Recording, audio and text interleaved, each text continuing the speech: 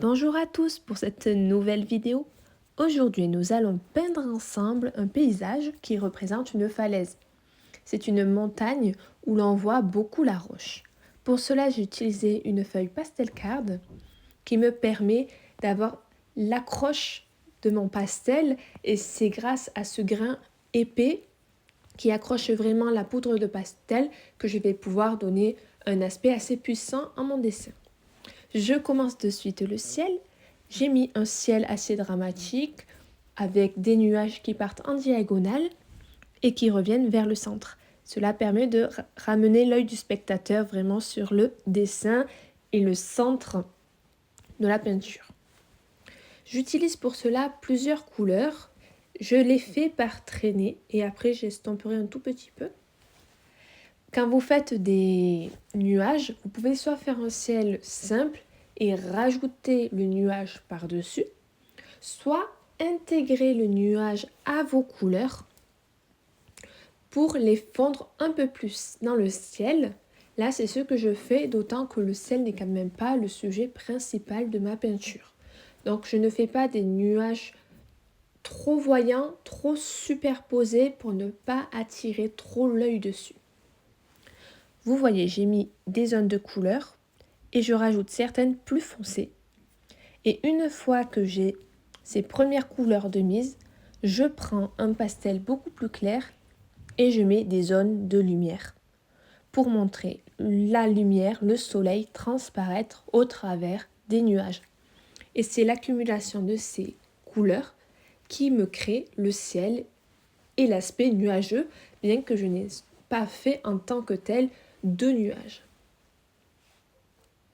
Je continue encore une fois, j'utilise plusieurs dégradés de couleurs claires. Donc ce n'est pas uniquement, je n'utilise pas de blanc, je n'utilise ni blanc ni noir. Là, c'est uniquement des couleurs très claires que j'utilise, du bleu très clair, un rose très clair. Il suffit juste que la couleur soit très claire, mais légèrement colorée, pour avoir une peinture qui soit plutôt chaude et harmonieuse. Je continue à détailler et à affirmer le bord du nuage avec la couleur claire. J'utilise l'aspect de la feuille et la rugosité pour, sur le bas des nuages, laisser un peu accrocher et faire un peu dégradé. Nous passons maintenant à la montagne et à la falaise. Comment faire de la roche une montagne rocailleuse? Souvent, lorsque l'on peint, on va se demander comment créer les rochers. Le rocher, c'est de la matière qui va avoir différentes inclinaisons. Et pour créer le rocher facilement, au-delà du jeu de couleurs, c'est vraiment l'inclinaison des gestes qui va créer la roche et le rocher. Là, puisqu'il s'agit d'une falaise, je vais descendre mon pastel dans le sens des pentes de la falaise de la montagne. Donc j'utilise mes pastels à plat dans le côté large et je les remonte à la verticale ou semi-verticale pour créer la montagne. Niveau couleur, dans la montagne, il y a plusieurs couleurs que l'on peut voir fur et à mesure et l'on peut avoir un jeu de couleurs, un éventail de couleurs très très large pour créer. Donc là, vraiment, ne vous limitez pas.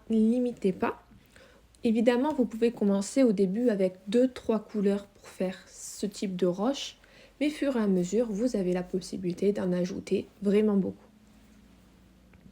Là, j'avais posé les premiers traits de ma montagne et j'ai commencé à faire la végétation. Poser les premiers traits de végétation me permettent de définir et ensuite d'avoir un paysage un peu plus abouti pour continuer à le détailler.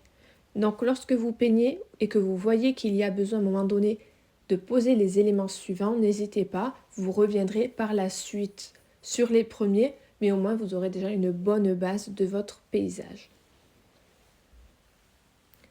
Là, je continue à créer ma roche. Je mets des zones un peu plus foncées par certains endroits et après j'en mettrai des un peu plus clairs. J'utilise toujours, comme je l'ai dit, la rugosité de la feuille pour créer la falaise. Donc j'utilise mon pastel à plat et je fais une traînée, je peins avec, mais je n'ai pas toujours la même pression.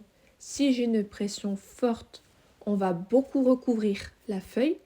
Si elle est plus légère, moins de matière vont se déposer et on va avoir quelque chose de plus léger où la couleur qui est inférieure va plus transparaître. Donc jouez pour faire la roche sur l'inclinaison du geste et sur la pression que vous exercez. Je fais quelques petites traits, des traits légèrement un peu plus à l'horizontale pour montrer quand même que la pierre, la roche est un peu fendue à certains endroits et ajouter un peu plus de matière à la falaise.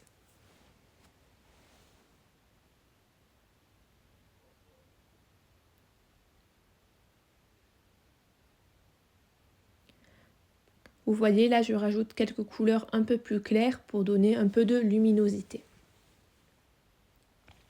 Maintenant que la roche est bien définie, je reprends mes couleurs vertes pour faire la végétation. J'ai posé une base très foncée et je reprends avec des couleurs un peu plus claires, un peu plus vives par-dessus. Toujours, hein, je ne recouvre partout, je mets juste à certains endroits. Là, je mets la couleur un peu plus claire, un peu plus vers le haut, puisque le soleil vient du haut. Il s'agit d'une peinture plus avancée. Donc, je mets plusieurs couleurs, je mets beaucoup de dégradés. Vous pouvez évidemment mettre un grand dégradé dans vos couleurs. Pensez juste à bien avoir des couleurs foncées et des couleurs claires. Là, je pense à la rivière qu'il y avait devant. Donc, c'est pour compléter la peinture, le paysage, mais ce n'est pas le plus important. Je veux que l'œil reste attiré par la falaise, donc je le fais beaucoup plus succinctement. Je passe mes premières couleurs à l'horizontale. J'éclaircis sur les côtés. Et après, je rajoute quelques petites rainures. Très délicatement, ce n'est pas le plus travaillé de la peinture. Je rajoute certaines couleurs un peu plus vives. Là, j'ai un jaune presque citron et un jaune aussi un peu plus dur, ce qui me permet de faire des rainures et qu'elles transparaissent mieux si vous avez vraiment une couleur qui contraste un peu. Là, je rajoute enfin les petits cailloux par devant. Je le fais de manière très claire, je fais des petits gestes dans tous les sens, puisqu'il s'agissait de petits cailloux.